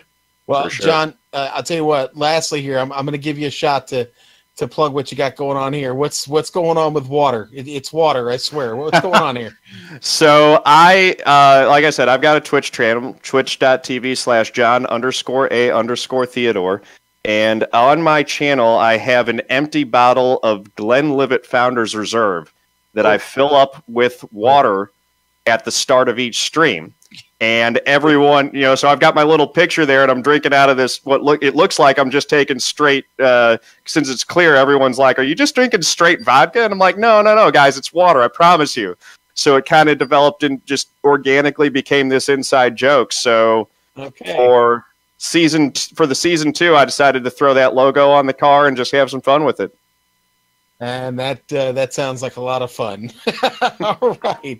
Well, hey, listen, John, congratulations. We're going to move on and get another interview in. Anybody you'd like to thank real quick? Thanks to my parents, obviously. And a shout out also to Corey Bush. She's running for Congress in CD1 in Missouri. She's on my Energy Cup car. So shout out to her. She's an inspiration to all of us here in St. Louis, fighting the good fight here. All right, John. Well, again, congratulations. We'll see you next week, buddy. Cool. Thanks, guys. All right. And that was John Theodore. Nice learning a little bit about our drivers here in the SSCA. And, well, someone next that maybe we don't need to learn a whole much about, but we're going to welcome back into the booth. Are you feeling comfortable here in the booth, Chris? What's the booth? You make it sound like I've been here before or something, sir. Congratulations on a podium finish on what you thought was maybe not looking too good for you tonight. Talk to us about how you're feeling about going into this. I had no clue what was going to happen tonight. I just went in and expected the unexpected. I talked to Gary, and he actually gave me some help, some advice on some things I really never do with driving settings. And so I went tonight with kind of an experimental setup. So, I can't say I really learned much other than the track was, tight in the center and loose off for me, especially off 4. But either way, I had a good time tonight.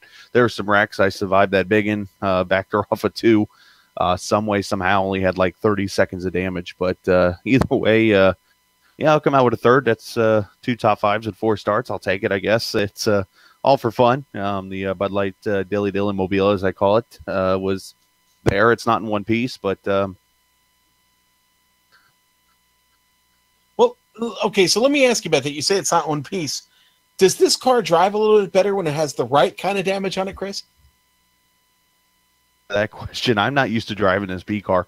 If you asked me about a truck or a cup car, I can answer that question. But I didn't really feel much difference with the damage and that kind of thing. What were the restarts for you like tonight? Because there was that one when you're up front. Looked like you fell asleep. You were down on the inside line. Looked like you maybe fell asleep. Did you miss the shift? You're starting the wrong gear? Well, it depends on which restart you're talking about there. Towards the end, he got me on that one. I think it was the second to last one there. That one, he went a little earlier than I expected him to. And on that last one, he really went early than I expected him to and kind of caught me sleeping there. But I had practiced my restarts in the corner during that whole last caution, just to see if I could go full throttle off it, because most of the race I'd been doing third gear like everyone else. But as I think about it now, I go back to the restart there at the start of stage 3. I was actually good to go on fuel and was like, hey, this is looking good. And then I saw Judd and the 86 turn around. I'm like, this is not good. But at least I didn't finish in the Yazik position, so I'm good with that. And just thanks to the AdPro.com for sponsoring the league, and of course you guys. And it is nice up here. Finally remodeled it. I see. Did Joe finally put some money into this booth? He did. We just had some improvements recently. It's really cool. We even picked up a really cool commentator. His name's Richie Hearn. I don't know if you've ever heard of that guy before or not, but won Vegas in '96, I believe, didn't he? Yes, he did. Listen, hey, Chris, we're really happy for you to get on the podium tonight. Thanks so much for your time. We hope we see you next week at Charlotte. You going to be there, buddy? Charlotte, that's my favorite track. Yeah, I think I'm going to pop in there. Matter of fact, I think I'm going to show up tomorrow night and make my Cup debut. But thanks to the viewers for watching. And you guys keep checking these guys out. Hit the like button. Do what you got to do to follow them. Well, one of these days we got to get you back up in this booth, okay? Don't tease me. All right. Chris Scala, folks. And one last driver to talk to here. We got to talk to Donald Stewart, because Donald, you picked up 15 spots. You didn't even take a qualifying run tonight. And you come all the way up through the field. You fight hard. You get beat up. And, well, you still get that Camaro across the line in 7th place. Congratulations. And this is what happens when you don't ask him how. Just simply ask him, how you doing? And you don't get a response. Donald, can you hear me, buddy? Try and get Donald to work with his microphone here for just a second. Folks, it was an exciting one tonight. Probably a little bit more attrition than we would have liked to have seen, but in the end, we saw some great racing. Trey Galgan gets you heard the excitement in the young man's voice. Big victory for him tonight. Donald, are you with us, buddy? All right, well, I wanted to talk to Donald about his climb to the field, but we'll get to him next time here on the Global Sim Racing Channel. Listen, folks, next Thursday, Charlotte Motor Speedway, huge race coming at you there here in the AdPro Results 360 Challenger Series. We would like to thank everybody here in the Simulated Stock Car Association and the AdPro 360 Challenger Series for coming out here tonight and putting on a great show. AdPro 360 is an advertising agency that specializes in digital and social media marketing. For more information on them, go to their very slick website, adproresults.com. We would also like to thank all the companies that provide the software and hardware for our broadcast. There you see them listed on your screen now. Special thanks always go out to Eric Ekholm and Casey Lalonde, who provide us with our great music. See the screen for how to get a hold of each one of them for more of their great work. Thanks to the team today. Sam, good luck tonight in the Lionheart IndyCar Series. And folks, that's where I'm going to direct you now on our network here, the Global Sim Racing Channel. If you just go back out to our main page, hook up and go watch the Lionheart IndyCar Series. It is the Triple Crown race number 1 from Pocono tonight. The IR18 IndyCar, they should be dropping the green. They've just dropped the green, folks. Get over there now. Thank you again to the team. Dougie, Joe, we thank you. If you'd like to find out more about GSRC, visit us at globalsimracingchannel.com. We're also on social media, Twitter at GSR Channel, Facebook, just type in Global Sim Racing Channel. Find us on Instagram, GSRC_Graham. Folks, subscribe to us here on this channel. Just hit that big red button. We also have upcoming races for our other series listed on your screen, so check those out, mark them down on your calendar, and don't miss another second of exciting racing action here from GSRC. But until next time, we're going to go storm the castle for old buddy Soup. Race clean, race hard, and we'll see you on the track.